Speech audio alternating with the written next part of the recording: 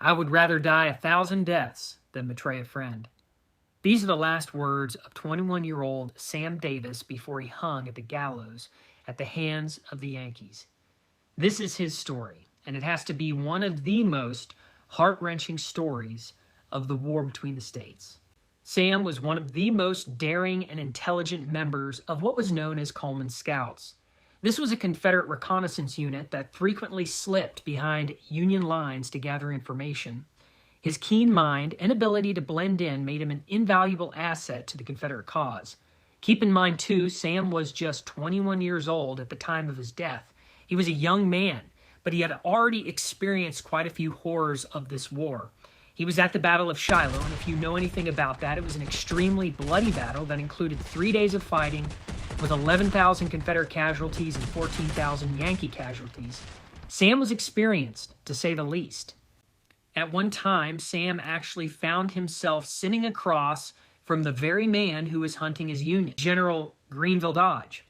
And this was in the St. Cloud Hotel in Nashville, Tennessee. Sam actually sat at the very table with the general, and he listened carefully as Dodge spoke freely of his plans. With his boyish face and quiet demeanor, Sam seemed too innocent to be a threat. The general never suspected that the young man across from him was, in fact, gathering intelligence that would soon make its way back to Confederate commanders like Braxton Bragg.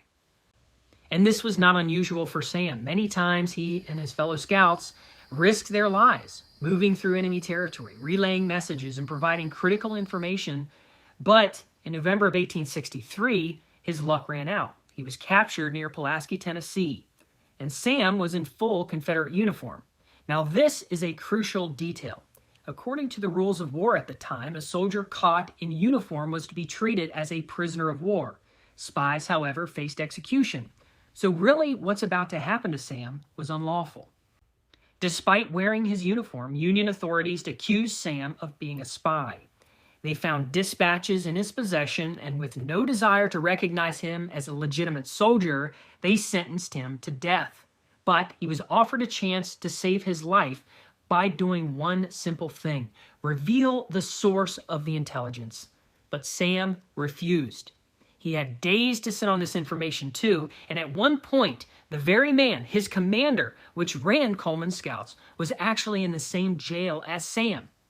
But Sam's steadfastness in protecting his comrades became legendary. Over and over, the Federal troops hounded Sam, begged him even to give up the sword. Even on the way to the gallows, as Sam is perched on top his very own coffin, Dodge offers Davis his life in exchange for the information. Sam said, "Would you betray a friend?" So, on November 27, 1863, at just 21 years old, Sam Davis was hanged. When asked one last time if he would give them the information, he replied, "If you think that I am that kind of a man, you have missed your mark.